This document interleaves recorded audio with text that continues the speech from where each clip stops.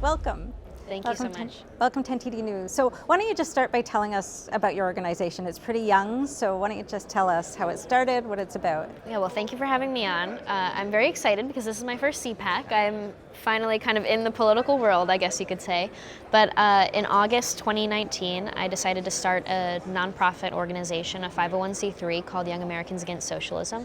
I was very troubled and honestly embarrassed by the numbers that I was seeing in statistics that said 58% of people my age supported socialism for the future of the country. Wow. I saw 70% would vote for a socialist, and I was just baffled. I didn't understand the issue very much, but I knew socialism was bad and dangerous and a complete failure. And so I did a lot of research into how this could have happened, and really I came to the decision that we needed an educational nonprofit focused on reaching young people and bringing them to our side. I think the issue here is that we're completely ignorant on the issue of socialism. We don't understand what socialism actually is. And on top of that, we have very good intentions and we want to help people. We want a fair and moral and equal society, and that's not bad. That's a really great thing.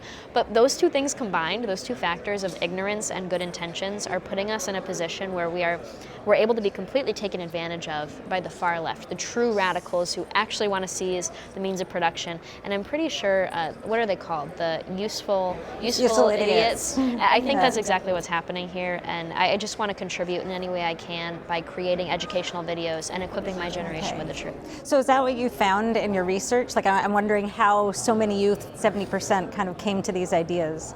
Yeah, what I specifically have done, and I'll talk about this in my speech later this week on the CPAC stage, but I noticed that there's three main things socialist movements have used and tactics that they've used throughout history, and I see them very actively being used by the American far left today. First of all, they distort language.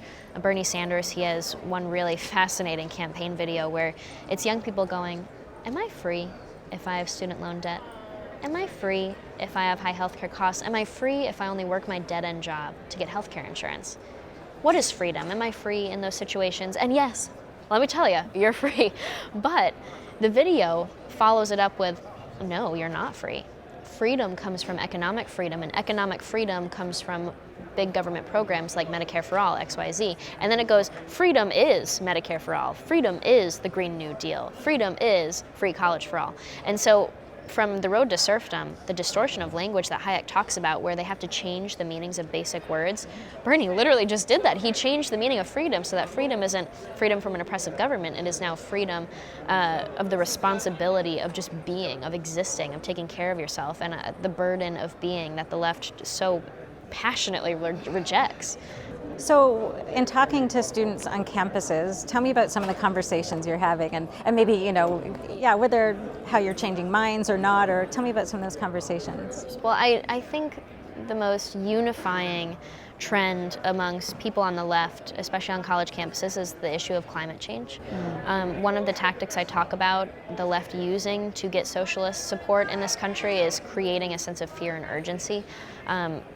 Back in 1891 in Russia, there was a famine, and I don't know if you knew this, but Lenin really, really wanted to be known as a working class man, a man of the people. Sound familiar with Bernie, right? And so he really wanted to be known as working class, but he wasn't. He was from a very well-to-do family, very well-educated family. They had lots of money. And so when this famine hit Russia in 1891, Lenin is documented saying, "I could have helped people, but I specifically didn't, because I knew that for these people in the future to accept my radical ideas like communism, Marxism, socialism, they were going to have to feel absolutely desperate. They were going to have to be in such a negative mindset to accept such radical change. And so I didn't help the people starving in my community, even though I could." And so he's documented saying this. And I see that same kind of idea of creating fear and urgency and this need for desperate support from a new radical change taking place with climate change. The planet has 12 years left. Climate change, baby. The world's ending in 12 years. I don't know if you've heard this. They literally say the world's going to end in 12 years unless you support our radical socialist agenda. It's the only way. What they say is we need a revolution because the only way we could solve such a big problem is with a big solution. That's what they say. And so I worry that this idea of scaring and fear-mongering my generation into supporting these radical ideas that will save the planet is really what's causing so many college campus students to really freak out. So that's why in my college campus speeches, I always talk about common sense, free market solutions to climate change. If you want to call it climate change, if you don't, I don't really care. I just want to show my generation that there are better ways to protect the environment and care about the planet other than the Green New Deal. But I have had some interesting college experiences. My favorite one, what's interesting about the left is identity politics.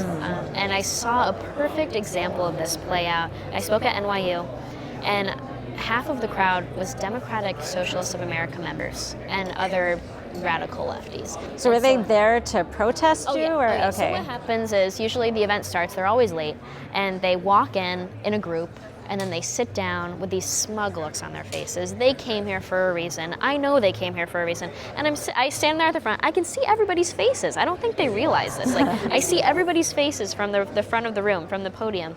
And so this time, they all looked so smug, I decided to just confront them about it. And I said, listen, you guys, I know you're here with an agenda, but I'm here to just talk with you and communicate with you about really common sense solutions on how we can collaborate and work together to actually solve these problems like high cost of college and high cost of healthcare and, of course, climate change. So let's work together on this, and I hope you can be respectful of me as I talk for the next hour.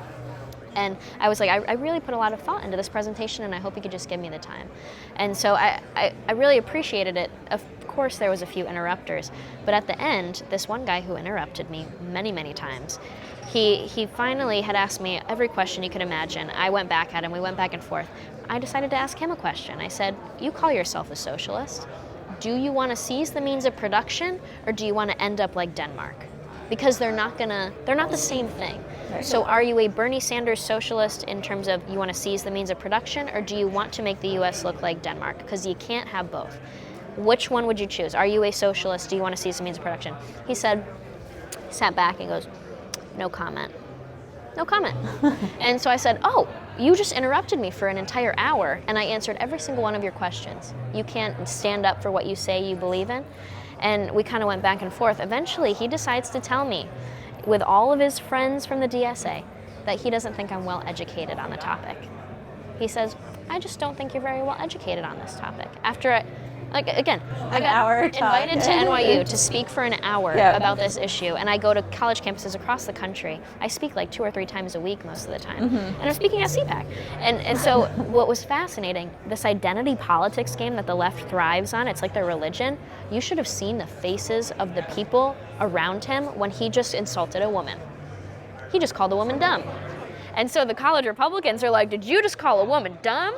And then the girls on the left, even the men on the left next to him, jaws dropped. They are shocked. And they look at him, they raise their hands, and they immediately leave him. They're like, we just want to say we don't agree with him, and that was completely wrong of him to call you stupid. It was fascinating to see. And so they came up to me at the end of my speech. They added me on Instagram. We are friends now. We had this relationship just because they rejected him for calling a woman dumb. It was fascinating. That's fascinating dynamic. It was a perfect example of the dynamic on college campuses. Oh boy, it was fun to see. Wow. So what did you study at college? When did you graduate? So I went to American University in Washington, D.C. I initially went for veterans advocacy. That's what I wanted to end up doing. I wanted to work at the USO. That was my dream. But my dad's a colonel in the military. He served in Operation Iraqi Freedom, and so that qualified me and my family to join the Veterans of Foreign Wars Ladies Auxiliary. And so in high school, I did that. I did all the parades. I sold poppies at the events. I was an officer. And I went to college, and I studied communications, law, economics, and government. It's called CLEG at AU. And I thought that would be perfect for working at the USO. And so people will ask me today, like, do you feel like you're still doing something that you had planned before you went to college? Do you feel like you're still in that avenue? And I really do, because when I advocate for freedom and free market principles and American values by rejecting socialism and fighting against socialism, I feel like I am, in a way, thanking the veterans and supporting what they put their lives on the line for. And I think instilling those values in my generation is a really great way to say thank you to the veterans. Yeah, absolutely. So what was your education like? What was it like in classes? What did you know? Well, I had some fun times. I don't know if you knew this. American is the #1 most politically active campus in the country. Measured by, how do they measure that? I can't remember, but they are proud of that statistic. Wow. I think it is like campus activism and protests, but I'm not sure. But they are proud of that statistic. They're also 90% liberal.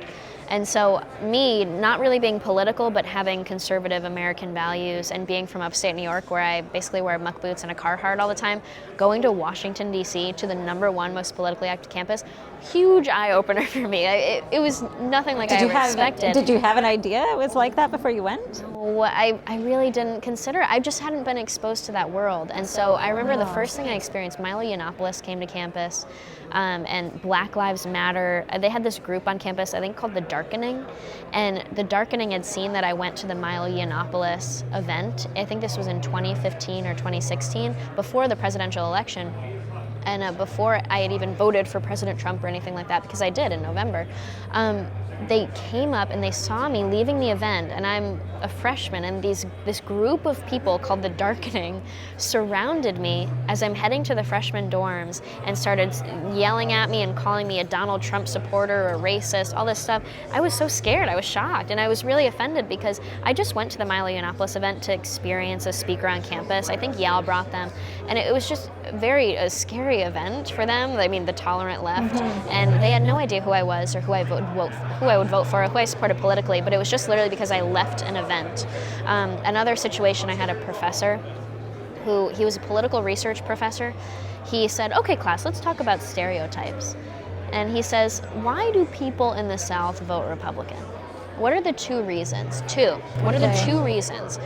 And I'm sitting there going, oh gosh, what's going to happen? And everybody's woke, but they don't have the confidence to say the woke things that they would totally say on Twitter. You know, they say it online, but do they have the guts to say it in real life? And so they're like half raising their hand, and he eventually calls on someone. They go, well, immigrants are by the border, and they don't really like immigrants, and so they're Republican. And he goes, yes. What's the second reason, class? And at that point, I'm like, oh my gosh, what's the second reason? And I knew what the second reason would be. And so the next person goes, race. And my professor goes, yes, let's move on. Those are the 2 things. And that's the only time I have ever left a classroom. I had just the week before had a conversation with my professor that I was Republican. And then for him to do that, and for him to do that with me sitting right there in class knowing that we had such like an intimate conversation, I really felt it deeply. And what am I supposed to do? Am I supposed to stand up in that classroom after basically being called a racist and an immigrant hater in front of everybody in that class? Do you feel like that's what he was looking for, or that was just his curriculum? I think that was just his curriculum. I truly, it was just clockwork. That lesson was clockwork. And so I closed my binder and I walked out of that classroom. I'm not going to pay money and waste my time to hear that kind of language about half of the population in the United States.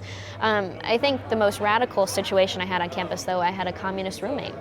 And this is what inspired me for Young Americans Against Socialism. So it's your first year where you don't get to choose, you're given a roommate? No, so what happened was I moved my last year off into a house with some girls, and I knew some of them, but I didn't know some of the others. And so I went around room by room and introduced myself, and I met this girl. She's very nice. We're in a room, and I'm talking to her, but I'm looking on her wall, and I'm seeing something, and I'm looking back at her, but I'm a little distracted, and so eventually Che Guevara poster. I'm looking at it, I'm like, I recognize these guys. I recognized them because it was Mao Zedong, Lenin, Stalin, Karl Marx, and Fidel Castro. And it said, welcome to the party, and they're holding little cocktail fruity umbrella drinks in the thing. And I go, what's that? And she goes, oh, I'm a communist. And she had the biggest smile on her face. And so I always tell this, especially to older Americans who are curious what it's like to talk to somebody who leans so far left. And it was, first of all, she said Republicans were mean. Conservatives are mean. That was her word. That was one of her reasons? Yeah, we're mean because we don't put taxpayer dollars and government force and action behind the things that we claim we care about. So do we really care about them if we're not going to put those things behind those issues? And so that was interesting because she called us mean, but she had a poster of mass murderers and dictators on her wall. No biggie. So that was fascinating. But then the other lesson... Did you point that part out to her? Oh, yeah. and one time she was like, okay, you can ask me one question. And so I was like, okay, what's your comment on Venezuela? I mean, it was a resource-rich democracy, democratically elected a socialist. Now look at it. What do you got to say? And she goes, ugh, you guys love to bring that one up. That was her answer. That was it. That was it. Didn't get any further. And that's what, on Twitter, they do the same thing. They completely just make fun of you if you even bring up Venezuela. The left has rejected it. They say that U.S. embargoes and trade issues are why Venezuela failed. But the second thing I learned from my roommate, and this is what I took into YAS, is she was one of the nicest people I've ever met. She was incredibly kind. She cared about me. She cared about her community, her country. And she really, deep down, thought that she was advocating for the working class and for a better, more fair, equal, moral America by advocating for socialism, communism, and Marxism. And so I took that in. Not everybody her age and my age actually wants socialism.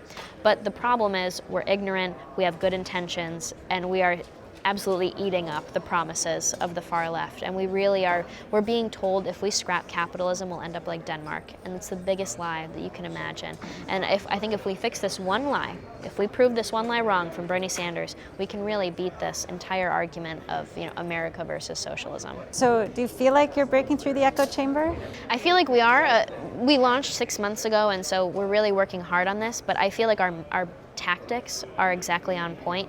We're not making fun of leftists. We are not making fun of people my age who support socialism, because we don't think they actually want to seize the means of production. We think they're actually very capitalist and creative and entrepreneurial and innovative. I love my generation. We have the world at our fingertips on the internet. We have so many opportunities, and I just want them to understand that and have a better appreciation for capitalism. And I think our idea of using emotion by telling the stories of people who have lived through socialism via video, and then providing actual solutions to climate change or environmental issues, and to student loan crisis, and to the healthcare crisis. I think those three things are really going to make us winners in the end of this, because if they knew the facts, if they knew the basics, if they understood the history, I doubt people my age would actually support socialism. And so that's why I feel very optimistic and positive about it. Well, seems like you're very passionate